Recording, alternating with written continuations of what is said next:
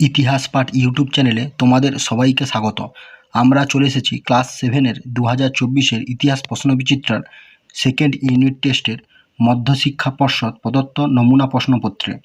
একের দাগের এক, অল রিহুলা বিবরণীটি লিখেছেন, এটি হবে অপশান সি ইবন বতুতা। দুইয়ের দাগে শাসক হয়েও সুলতান উপাধি নেননি, এটি হবে অপশান সি খিজির খান।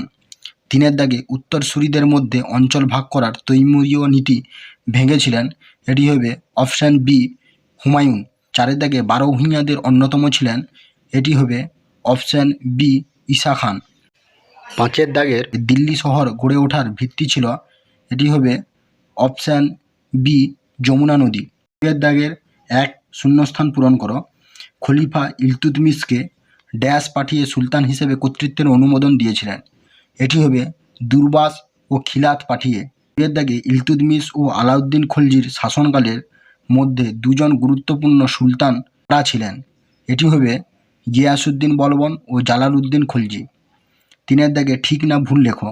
মোগলরা চট্টগ্রাম বন্দর দখল করে ফরাসিদের তাড়িয়ে দিয়েছিলেন, এটি ভুল হবে, এটি হবে পর্তুগিজদের তাড়িয়ে দিয়েছিলেন। চারের দাগে রাঠোর যুদ্ধ কাদের মধ্যে হয়েছিল, এটি হবে মুঘল ও মারোয়াড়ের মধ্যে হয়েছিল 1679 খ্রিস্টাব্দে। পাঁচের দাগের বেমানান শব্দটি খুঁজে বের করো, এটি হবে কিলো ঘড়ি, কারণ কিলো, রাই, পিথোরা, আগ্রা, সিরি এগুলো ছিল দিল্লির শহর, আর কিলো ঘড়ি ছিল একটি প্রাসাদ। তিনের দাগের একের প্রশ্নটি হলো, দিল্লি সুলতানিতে উলেমার ভূমিকা কি সবসময় একই ছিল বলে মনে হয়? উত্তরটি হলো উলেমা। আরবি ভাষায় আলিম শব্দের অর্থ হলো ইসলামী শাস্ত্রে পণ্ডিত বা জ্ঞানী। একের বেশি আলিমকে বা আলিমদের উলেমা বলা হয়। উলেমাদের সঙ্গে সুলতানদের সম্পর্ক। উলেমাদের প্রধান কাজ ছিল সুলতানকে পরামর্শ দেওয়া। বেশিরভাগ সময় সুলতানরা উলেমাদের পরামর্শ মতো কাজ করতেন না, তবে সুলতানকে উলেমাদের সঙ্গে সম্পর্ক রেখে চলতে হতো। সুলতান বাস্তবে শাসন চালানোর জন্য কখনো উলেমাদের শাস্তিও দিতেন, আবার কখনো উপহার ও সম্মান দিয়ে পাশেও রাখতেন। অর্থাৎ দিল্লি সুলতানিতে উলেমাদের ভূমিকা সবসময় এক ছিল না। এরপরে তিনের দাগের দুইয়ের যে প্রশ্নটি আছে, মোগলরা নিজেদের মোগল বলে মনে করতো না কেন, এটি তোমাদেরকে পড়ে দিয়ে দেওয়া হবে। তিনের দাগের তিনের প্রশ্নটি হলো, বাদশাহ শাহজাহান কেন দিল্লি শহরের ধ্বংসাবশেষে নিজের রাজধানী গড়ে তোলেননি? উত্তরটি হলো, সুলতানি আমলে ভারতের প্রধান শাসনকেন্দ্র ছিল দিল্লি, তাই ভারতের সুলতানি শাসনকে দিল্লি সুলতানি বলা হতো। তবে সুলতানি আমলের প্রথম দিল্লি বা কুতুব দিল্লি পরবর্তীকালে পুরানো দিল্লি নামে পরিচিত হয়। পুরানো দিল্লির অবক্ষয়ের কারণ, এক নম্বর হচ্ছে মুঘলদের রাজধানীর পরিবর্তন। সুলতানদের পরবর্তীকালে মুঘল শাসকগণ দিল্লি থেকে বিভিন্ন জায়গায় রাজধানী স্থানান্তরিত করেছিলেন। মুঘল আমলে পুরনো দিল্লির পরিবর্তে আগ্রা, ফতেহপুর সিক্রি, শাহজাহানবাদ রাজধানীর মর্যাদা লাভ করেছিল। দু নম্বর হচ্ছে সার্বভৌম প্রতিষ্ঠা। অনেক শাসকগণ নতুন এলাকায় শহর প্রতিষ্ঠা করে নিজের সার্বভৌম প্রতিষ্ঠা করতে চাইতেন। এজন্য সম্রাট শাহজাহান পুরানো দিল্লি থেকে কিছু দূরে শাহজাহানাবাদ শহর প্রতিষ্ঠা করেছিলেন।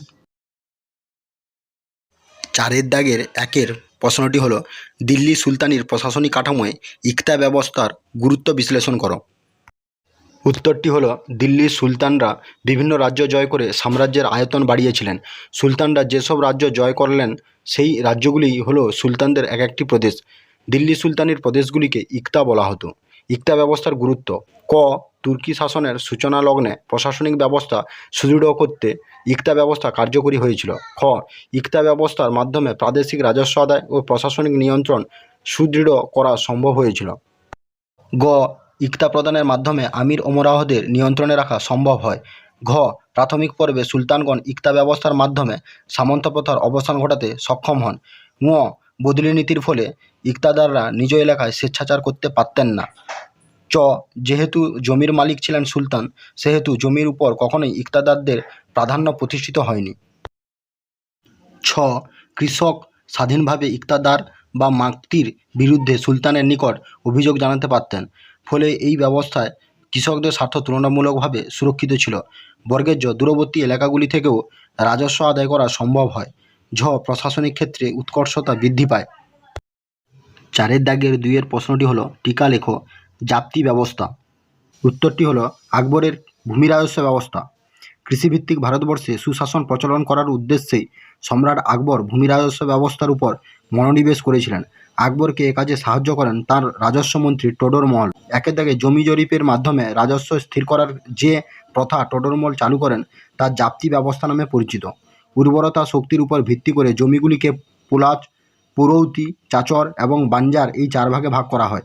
2 এর দাগে হলো উৎপন্ন ফসলের 1/3 অংশ রাজস্ব হিসেবে নেওয়া হতো। 3 এর দাগে হলো রাজস্ব নগদ অর্থে বা শস্যের মাধ্যমে দেওয়া যেত। 4 এর দাগের হলো প্রাকৃতিক বিপর্যয়ে রাজস্ব মুকুব করা হতো এবং সরকার কৃষকদের ঋণ দিত। 4 এর দাগের 3 এর প্রশ্নটি হলো শাহজাহানাবাদের নাগরিক বসতির প্রকৃতি বিশ্লেষণ করো। এই উত্তরটি হলো শাহজাহানাবাদে মিশ্র প্রকৃতির নাগরিক বসতি গড়ে উঠেছিল। এখানে নানা ধরনের বাড়িতে নানা শ্রেণীর মানুষ বসবাস করত। বিভিন্ন ধরনের বাড়িঘর, বাগানবাড়ি। শাহজাহানাবাদের বাগানবাড়িগুলিতে রাজপুত্র ও উচ্চপদস্থ আমিররা বসবাস করতেন। পাথর ও টালির বাড়ি। এখানে পাথর ও টালির দিয়ে তৈরি বাড়িগুলিতে ধনী বণিকরা বসবাস করতেন। দোকান ও পিছন দিকের ঘর। শহরের সাধারণ ব্যবসায়ীরা দোকানের উপরে বা তার পিছন দিকের ঘরগুলিতে থাকতেন। কুঁড়ে ঘর। শহরের বড় বড় বাড়ির পাশে মাটি ও খড় দিয়ে তৈরি অনেকগুলি ছোট ছোট কুঁড়ে ঘর ছিল।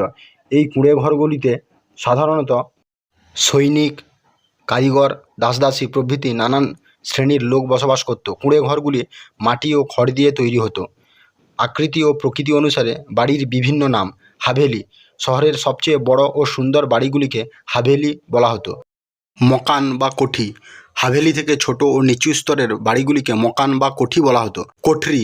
শহরের সবচেয়ে ছোট ছোট ঘরগুলিকে কোঠরি বলা হতো। শাহজাহানাবাদে উচ্চপদস্থ আমির ও গরিব মানুষ পাশাপাশি বসবাস করত।